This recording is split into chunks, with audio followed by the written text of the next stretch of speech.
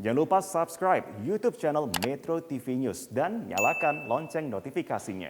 Dan fenomena orang ingin memperoleh kekayaan dengan cara yang singkat dan cenderung menyimpang ternyata masih terjadi di tengah masyarakat di tanah air. Mengapa hal ini masih bisa terjadi di tengah modernitas gaya hidup masyarakat, dan benarkah himpitan ekonomi menjadi satu-satunya faktor atau adakah faktor lain? Kita akan membahasnya bersama sosiolog Universitas Padjadjaran Ibu Nunung Nurwati.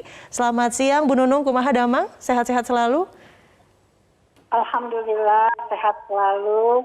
Alhamdulillah Bu Nunung, tapi yang jelas hati kita semua sakit ya Bu Nunung ketika melihat fenomena ada anak dianiaya oleh orang tua kandung, paman dan kakeknya.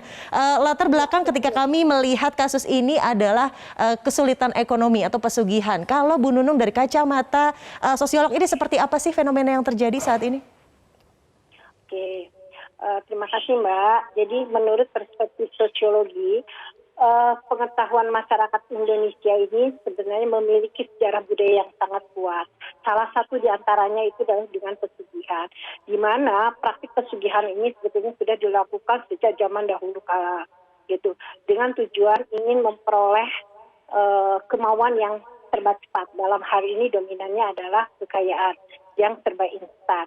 Nah, fenomena ini akan menjadi realita di masyarakat. Karena apa? Karena sebagian pola pikir dari sebagian masyarakat Indonesia itu belum semuanya rasional, tetapi masih ada sebagian masyarakat yang pola pikirnya itu masih tradisional, yang mendahulukan kepercayaan nenek moyangnya, sehingga ritual-ritual pesugihan itu akan tetap ada dan itu menjadi realita di masyarakat. Itu kalau dari kacamata sosiologi ya, Bu Nunung. Tapi sekarang gini, apakah memang ada keterkaitan begitu dengan katakanlah tingkat keimanan atau kepercayaan agama tertentu di Indonesia dengan pesugihan yang terjadi? Karena kan ini dua hal yang berbeda, agama dan budaya. Bu Nunung melihatnya seperti apa?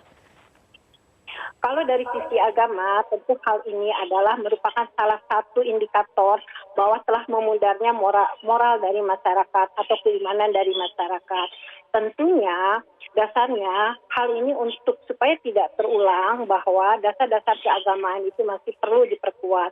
Maka dalam hal ini pemuka agama dari agama apapun perlu bersama-sama terus mengedukasi masyarakat asal mau berpikir jernih, berpikir rasional, dan tidak melakukan praktik-praktik yang irasional. Contohnya tadi pesugihan yang mengorbankan anak, gitu, atau anggota keluarga yang lainnya.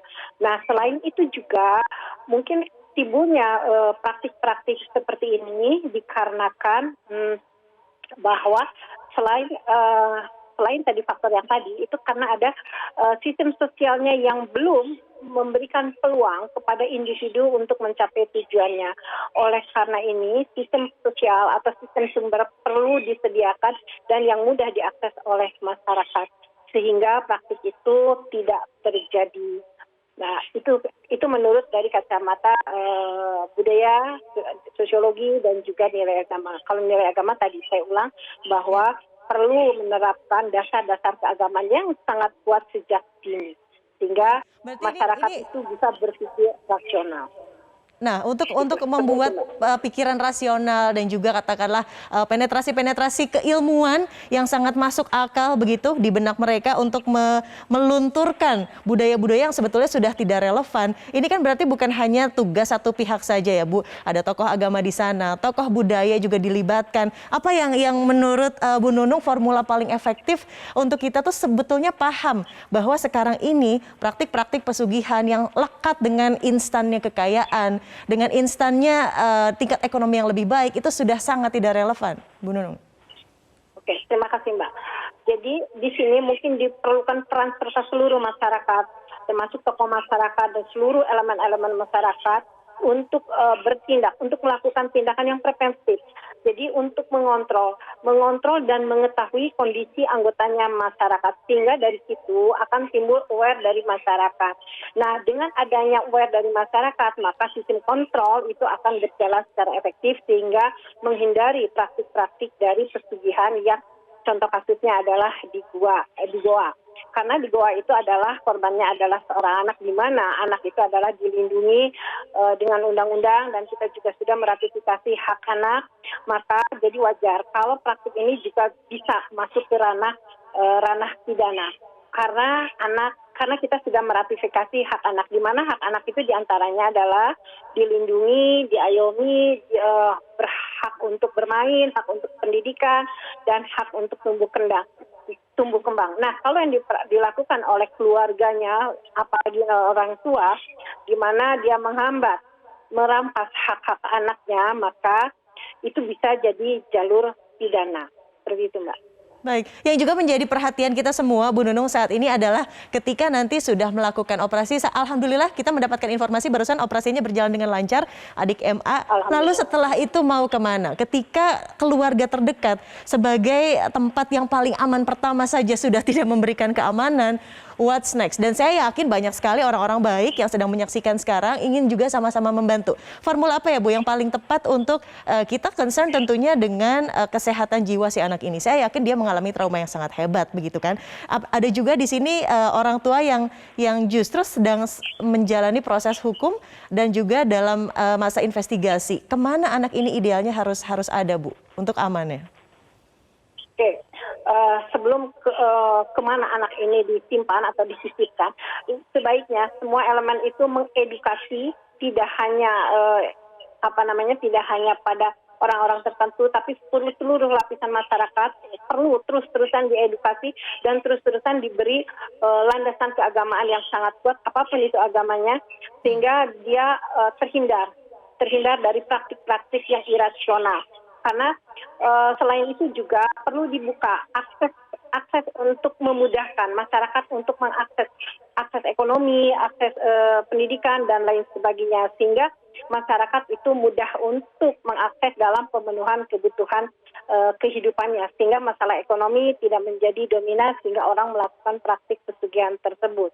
Selain itu juga perlu dipererat kohesi sosial, di mana masyarakat itu nantinya kalau kohesinya itu erat, maka masyarakat tidak merasa tercerabut dari sistem sosialnya, karena mereka merasa nyaman karena masuk dalam lingkup sistem sosial tersebut.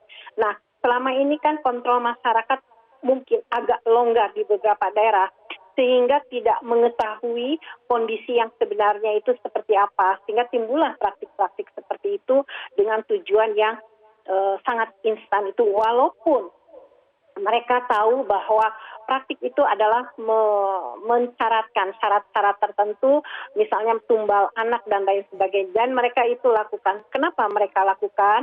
Karena satu, mereka sudah hilang kepercayaan terhadap sistem sosial. Yang kedua, mereka terkena depresi sehingga berhalusinasi. Nah, dari halusinasi itulah timbullah tindakan-tindakan yang tidak terpuji tersebut. Nah, sekarang masalahnya, anak yang nanti sudah sembuh, katakanlah sembuh, mudah-mudahan sembuh segera, itu akan di mana? Padahal keluarganya lah yang sumber masalahnya. Betul. Jadi dari semua itu tadi, bahwa kohesi sosial inilah yang harus dipererat sehingga anak merasa nyaman tinggal misalnya dengan neneknya, dengan pamannya, atau bahkan mungkin dengan tetangganya, karena saling mengontrol, saling memantau dengan kondisinya satu dengan yang lainnya. Sedangkan bagi saya patut mengapresiasi juga di sini kasusnya ketika kesadaran masyarakat sekitar, dalam hal ini tetangga, juga sangat baik. Mereka sudah cukup aktif begitu untuk akhirnya melapor ke pihak berwenang setempat, lalu juga mencoba mengingatkan dan juga memproteksi atau melindungi anak tersebut. Bu Nunung melihat ini seperti apa? Kalau melihat dari adanya kasus ini, sehingga itu kan ada sedikit kelengahan dari kontrol masyarakat ya Mbak ya, sampai terjadi praktek penganiayaan terhadap anaknya sendiri. Jika hal itu terpantau dengan benar, dengan efektif, mungkin praktik itu bisa dihilangkan atau dieliminasi atau diminimalkan gitu. Karena ini tadi kohesinya itu kurang, jadi ya hanya mungkin masyarakat bertegur sapa, tapi kohesi sosialnya itu loh Mbak yang perlu lebih ditingkatkan, sehingga kita ini saling menitipkan, ketika itu kita saling memantau dan kita itu saling memberi kepada satu dengan yang lainnya, sehingga tercipta kohesi sosial yang sangat erat. Jadi sebetulnya filosofi gotong royong juga di Indonesia yang sudah menjadi identitas ini justru harus diglorifikasi lagi, justru bukan praktik-praktik klinik yang katanya bagian dari budaya malah memberikan efek yang negatif dan destruktif begitu ya. Hatur nuhun Ibu Nunung, terima kasih atas pencerahannya di siang hari ini. Salam sehat selalu. Terima kasih Ibu Nunung atas waktunya.